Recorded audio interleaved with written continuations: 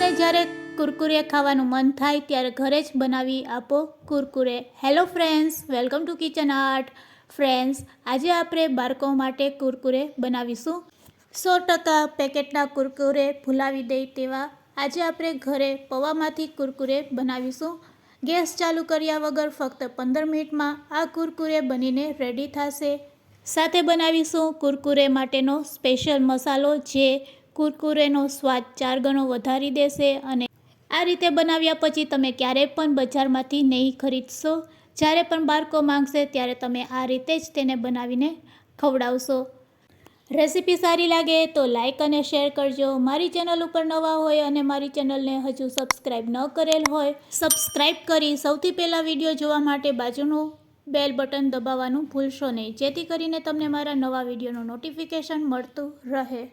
પૌવાના કુરકુરે બનાવવા માટે મેં અહીંયા 200 ગ્રામ એટલે કે 1 વાટકા જેટલા પૌવા લીધેલા છે.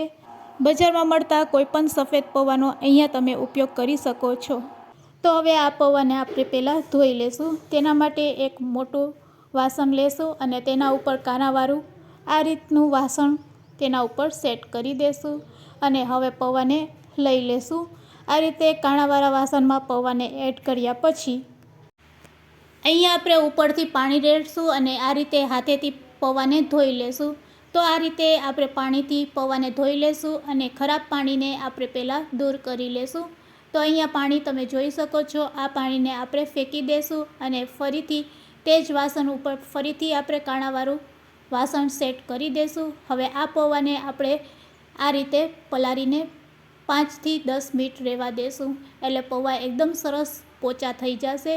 તો ફ્રેન્ડ્સ, તમે અહીંયા જોઈ શકો છો પાણી આપણું નીટ એન્ડ ક્લીન છે. બસ હવે આપણે 10 મિનિટ માટે આ પૌવાને આ રીતે રેસ્ટ આપીશું. હવે આપણે બાફેલા બટેટા લેશું. તો અહીંયા મેં મીડિયમ સાઇઝના 2 બટેટા લીધેલા છે. તેને આપણે મેશ કરી લેશું. આ બટેટાને મેશ કરવા માટે અહીંયા આપણે ખમરીનો ઉપયોગ કરશું. ગાજર અને દૂધી ખમરવા માટે જે ખમરીનો આપણે ઉપયોગ કરીએ છીએ તે જ ખમરીની મદદથી અહીંયા આપણે બટેટાને આ રીતે મેશ કરી લેશું. તો ફ્રેન્ડ્સ, તમે જોઈ શકો છો આ રીતે આપણે બધા બટેટાને મેશ કરી લીધા છે. 10 મિનિટ થઈ ગઈ છે અને પૌવા આપણા સરસ પોચા થઈ ગયા છે, સોફ્ટ થઈ ગયા છે. આ રીતે તમે હાથેથી દબાવશો તો એકદમ સરસ મીણ જેવા લાગશે. તો બસ હવે આપણે આગળની પ્રોસેસ કરીશું. પૌવામાં જેટલું પણ પાણી છે તે નિતારી લેશું. કુરકુરે માટેનું મિશ્ર બનાવવા માટે અહીંયા આપણે એક મોટું વાસણ લેશું અને તેમાં બટેટાનો છૂંદો અને પલાળેલા પૌવા એડ કરી દેશું. બંને વસ્તુ એડ કર્યા પછી તેમાં સ્વાદ અનુસાર અડધી ચમચી મીઠું નાખશું, 1 ચમચી જેટલું જીરું એડ કરશું અને હવે આપણે મેગીમાં જે મસાલો આવે છે તે એડ કરશું. અને એ ન હોય તો તમે 5 રૂપિયાવાળું પેકેટ મેજિક મસાલો આવે છે મેગીનો, તે પણ એડ કરી શકો છો. પાપડ માટેનો જે ખારો આવે છે, પાપડિયો ખારો, તે 5 ચમચી જેટલો અહીંયા આપણે એડ કરશું. બસ એટલા જ ઇન્ગ્રીડિયન્ટ્સ એડ કર્યા પછી આપણે હાથેથી તેને મેશ કરી લેશું. તો આ રીતે આપણે હાથેથી તેને લોટ બાંધીએ તે રીતે મસળશું. અહીંયા જરૂર લાગે તેટલું આપણે થોડુંક પાણી એડ કરતા જઈશું. પાપડ બનાવતા હોય ત્યારે જેવું ખીચું હોય છે તેવું જ અહીંયા આપણે ખીચું બનાવવાનું છે. તો અંદાજિત અડધા ગ્લાસ જેટલું પાણી એડ કર્યા પછી આપણું અહીંયા ખીચું બનીને રેડી થઈ ગયું છે. તો તમે તેની થિકનેસ પણ જોઈ શકો છો. બસ આ થિકનેસ જ આપણે રાખવાની છે. કુરકુરે બનાવવા માટે હવે આપણે ગ્લાસ લેશું અને તેના ઉપર ઘરમાં રહેલી કોઈપણ આપણે આ રીતની પોલિથીનનો ઉપયોગ કરી લેવાનો.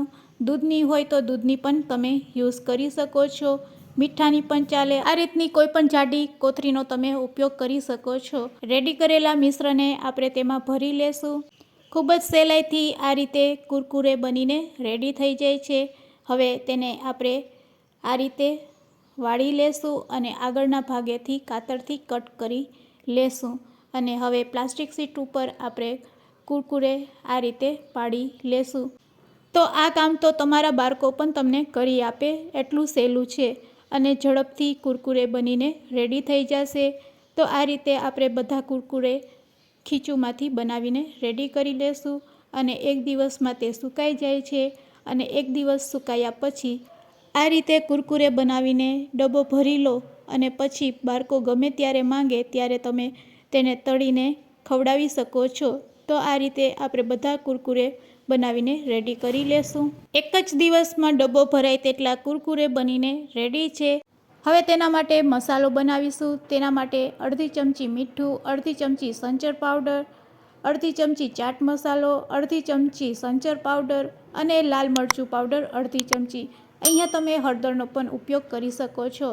બધી વસ્તુને આપણે સારી રીતે મિક્સ કરી લેશું. તો અહીંયા મસાલો બનીને રેડી છે. હવે ગેસની ફ્લેમ ચાલુ કરીશું, તેલ ગરમ કરીશું. તેલ ગરમ થઈ જાય એટલે તેમાં આપણે કુરકુરે ફ્રાય કરી લેશું. તો અહીંયા સરસ કુરકુરે આપણા બનીને રેડી છે. તમે જોઈ શકો છો આ રીતે બનાવેલા કુરકુરે બાળકોને ખૂબ જ ભાવશે. અને આપણો બનાવેલો સિક્રેટ મસાલો તેના ઉપર સ્પ્રેડ કરી દેશો અને પછી બાળકોને આપશો એટલે બાળકો ક્યારે પણ બહારના પેકેટ ખાવાનું નહીં કરશે. તો આ રીતે જ્યારે પણ બાળકો કુરકુરે માંગે ત્યારે તમે ઇન્સ્ટન્ટ તેને તળીને બાળકોને ફક્ત 5 મિનિટમાં આપી શકો છો. તો ફ્રેન્ડ્સ, આજની આ રેસીપી કેવી લાગી તે મને કમેન્ટ્સમાં જરૂરથી કહેજો. રેસીપી સારી લાગી હોય તો શેર કરવાનું ભૂલશો નહીં. Thanks for watching. ફરી મળીશું એક નવી રેસીપી સાથે.